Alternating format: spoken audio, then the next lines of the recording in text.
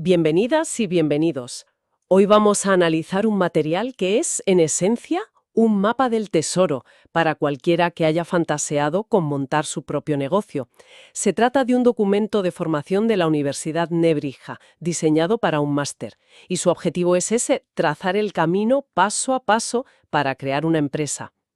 Y lo que lo hace interesante no es que sea una simple lista de tareas, es que aborda la creación de una empresa casi como si fuera una ciencia, un proceso metódico. Intenta sustituir el típico salto de fe del emprendedor por una serie de pasos lógicos, de análisis rigurosos. Vamos a ver cómo descompone este reto, que es enorme, en partes mucho más manejables. Perfecto. Y para que no sea todo tan abstracto, vamos a usar un ejemplo durante nuestra charla. Imaginemos que alguien que nos escucha quiere montar, no sé, una tienda online de plantas raras y exóticas. Vamos a usar esa idea como nuestro conejillo de indias para ver cómo nos guía este mapa. Me parece una idea genial. Y lo primero que me llama la atención es que el punto de partida no es la idea, ni siquiera el mercado, es la propia persona. Exacto. Y es un punto de partida que es, bueno, es contraintuitivo, pero es absolutamente fundamental. Antes de analizar si hay clientes para tus plantas exóticas, el documento te obliga a mirarte al espejo, a hacerte una autoevaluación que tiene que ser brutalmente honesta. Plantea dos preguntas clave. ¿Qué sabes hacer? Y, más importante, ¿qué eres capaz de llevar a la práctica? Utiliza una analogía que me parece brillante. Ser un deportista de élite no te convierte automáticamente en un gran entrenador. Puedes ser la mayor experta del mundo en botánica, pero eso no significa que sepas gestionar el stock o negociar con proveedores o hacer una campaña de marketing en Instagram, por ejemplo. Ahí está la clave de todo. El documento lo llama ser un hombre orquesta. Al principio no tienes un departamento para cada cosa. El emprendedor es a la vez director general, es el responsable de marketing, es el contable y es quien empaqueta las plantas. Totalmente. Este autoanálisis sirve para detectar tus puntos ciegos. Volviendo al ejemplo, si eres un genio con las plantas pero los números te dan pánico, este es el momento. El momento de reconocer que o buscas un socio o necesitas un gestor desde el minuto 1 antes de que el caos financiero se coma el negocio. Lo resume todo en 3 pilares que necesitas: conocimientos del sector, el famoso know-how o saber hacer, y recursos. Y para los recursos usa una regla mnemotécnica que es muy útil, las 4 Ms. A ver, Men, que es el equipo humano; materials, o sea, las propias plantas, las macetas, el embalaje; money, el capital; y machines, que serían el ordenador, el software, la web. Es una forma muy clara de hacer inventario de lo que tienes y, sobre todo, de lo que te falta. Y enmarca esta decisión de emprender como una decisión de vida, no solo como algo profesional. Presenta una tabla muy honesta con las ventajas y los inconvenientes de ser tu propio jefe frente a ser asalariado. Por un lado, sí, la libertad, la independencia. Por otro, la tranquilidad y la seguridad de una nómina. Y algo que me parece crucial, normaliza el fracaso. Sí. Cita el caso de Henry Ford y sus múltiples empresas fallidas antes de Ford Motor Company. Pero me pregunto si ese modelo de aprender del fracaso a lo industrial, ¿sabes?, de grandes catástrofes de las que resurgir, sigue vigente. Hoy en el mundo de las startups se habla mucho más de pivotar. ¿Es lo mismo? es una gran pregunta. Yo diría que son dos caras de la misma moneda, pero adaptadas a su tiempo. El fracaso de Ford era un colapso total. Exigía empezar de cero. El pivote del mundo digital es en realidad un fracaso controlado y rápido. Es lanzar tu tienda de plantas, darte cuenta a los 2 meses de que la gente no quiere comprar las plantas, sino cursos sobre cómo cuidarlas y cambias el modelo de negocio sin tener que hundir la empresa. Claro, te adaptas. Exacto. El documento introduce aquí el círculo de Deming: planificar, ejecutar, controlar y adaptar, que es precisamente la filosofía que permite esos pivotes. Es un bucle de mejora constante. Entendido. O sea, una vez que hemos hecho esa especie de terapia de autoanálisis y sabemos con qué herramientas personales contamos, es hora de dejar de mirarse el ombligo y empezar a construir algo. Ahí es cuando el documento empieza a definir qué es una empresa. Y ofrece varias definiciones, cada una desde un ángulo distinto. Para un abogado, es una persona jurídica. Para un administrador, una organización social. Pero la definición que de verdad importa para un emprendedor es la del marketing. Esta me pareció potentísima. Dice: una empresa existe siempre y cuando existan clientes. Punto. Todo lo demás es secundario. El objetivo es gestionar la relación entre lo que ofreces, tus plantas, y tu cliente. Y propone una fórmula de una simplicidad brutal. Nivel de satisfacción es igual a realidad menos expectativas. Detengámonos ahí, porque parece obvio, pero no lo es para nada. Significa que tu trabajo no es solo tener un producto bueno, es gestionar las expectativas que creas. En nuestra tienda de plantas, si en la web pones una foto espectacular con una iluminación perfecta que hace que la planta parezca el doble de grande y frondosa de lo que es, Estás creando una expectativa altísima. exacta. Y aunque la planta que envíes sea sana y bonita, si no cumple con esa foto retocada, la realidad será inferior a la expectativa, y el cliente se sentirá estafado. El marketing y el producto son dos caras de la misma moneda. Totalmente. Y todo este pensamiento, todo este análisis, tiene que acabar en algún sitio, no puede quedarse en el aire. Y ese sitio es el famoso, y a veces temido, plan de empresa. Que el documento insiste, y mucho, en que no es un ejercicio de escritura para ti. Es, ante todo, una herramienta de comunicación.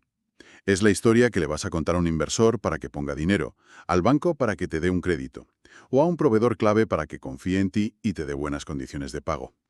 De acuerdo. Y la estructura de este plan tiene una parte que se califica como la más importante de todas. El plan estratégico. Aquí es donde se define el rumbo. Y para construirlo nos da herramientas muy concretas. La primera, para analizar el entorno. Es un clásico de todas las escuelas de negocio. Las 5 fuerzas de Porter. Sí, poder de los proveedores, poder de los clientes, amenaza de nuevos competidores, amenaza de productos sustitutivos y la rivalidad que ya existe en el sector. Pero, a ver, seamos sinceros, este modelo tiene casi 50 años. Sigue siendo la herramienta principal en un mundo donde un competidor para nuestra tienda de plantas puede nacer en un garaje con una cuenta de TikTok y escalar globalmente en meses. ¿No cambia eso radicalmente la amenaza de nuevos competidores? Absolutamente. Y esa es la forma correcta de usar estos modelos, no como dogmas sagrados, sino como un marco para hacerte las preguntas correctas. Tienes toda la razón. La barrera de entrada para el comercio electrónico es casi cero, así que la amenaza de nuevos competidores es altísima. El modelo de Porter te obliga a pensar en eso y a preguntarte, ¿cómo me defiendo? Quizás tu defensa no sea el capital como en la época de Porter, sino construir una comunidad fiel, una marca personal tan fuerte que sea muy difícil de replicar.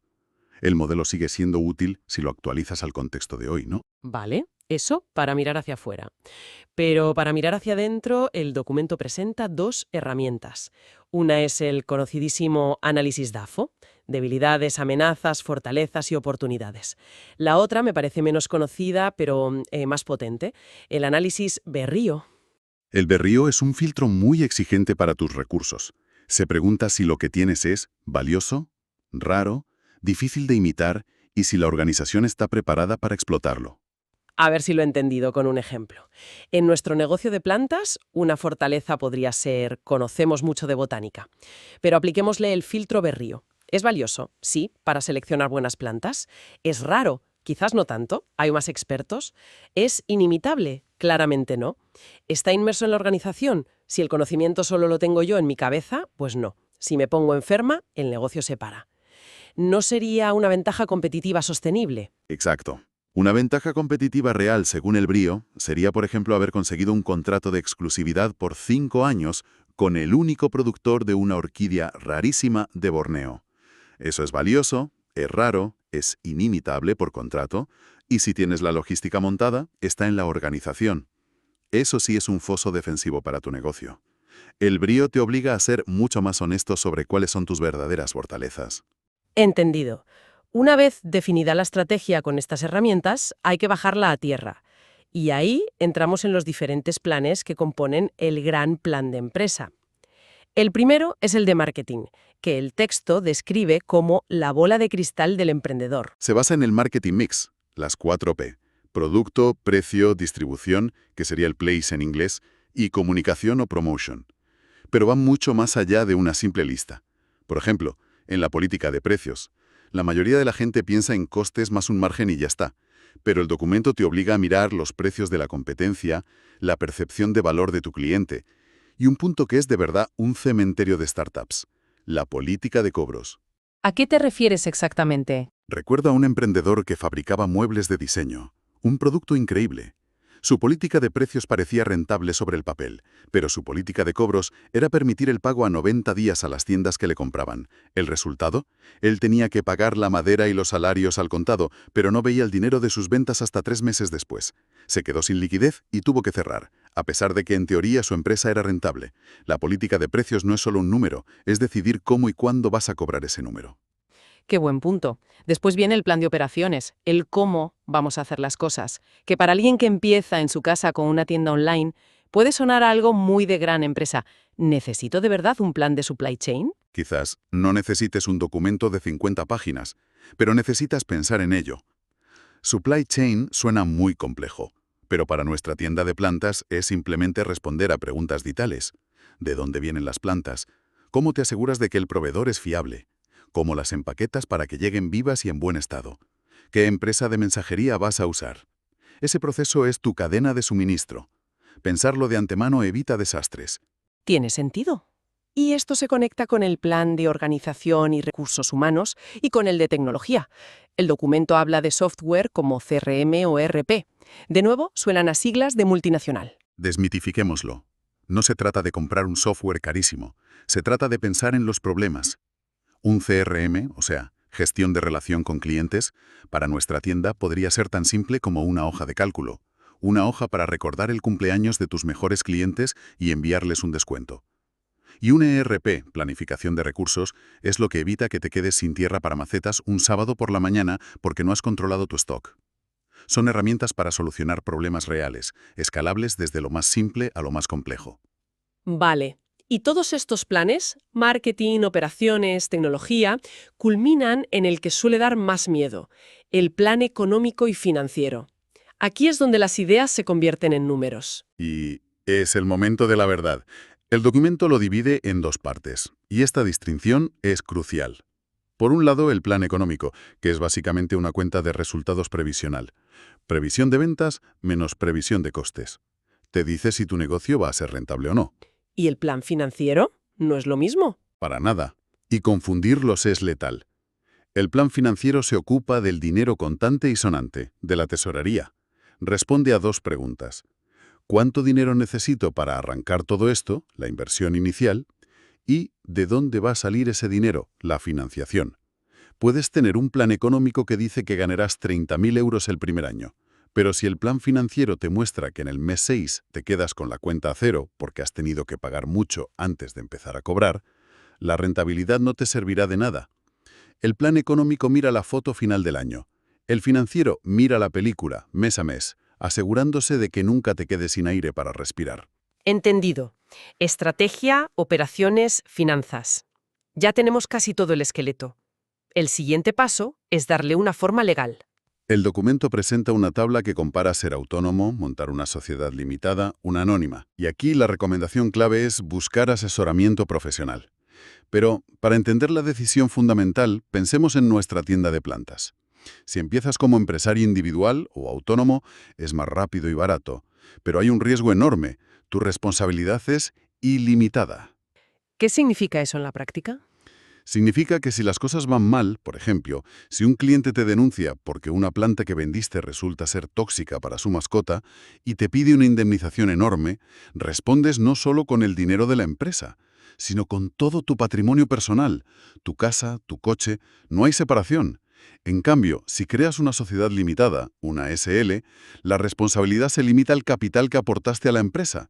Tu patrimonio personal está protegido, es un muro de contención. Un punto importantísimo. La decisión entre una forma u otra es, al final, una gestión de riesgos. Y para terminar, el documento cierra el círculo con el calendario de ejecución. Ponerle fechas a todo. ¿Qué es el paso que transforma un documento de intenciones en una hoja de ruta? Se suele usar un diagrama de Gantt para visualizarlo. No es solo una lista de tareas, es entender las dependencias. No puedes lanzar la campaña de marketing, que es la tarea B, hasta que no tengas la web terminada, la tarea A. Te obliga a ponerle plazos realistas a tus sueños. Recapitulando, hemos recorrido un camino que empieza con una introspección casi filosófica y termina con un calendario con fechas y tareas concretas. Es una visión increíblemente estructurada para convertir una idea en una realidad. Lo que hace es desmitificar el emprendimiento.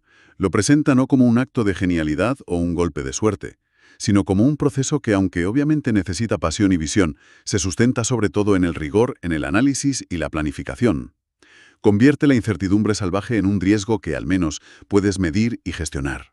El documento pone un enorme énfasis en la planificación previa, en tenerlo todo bien atado antes de empezar.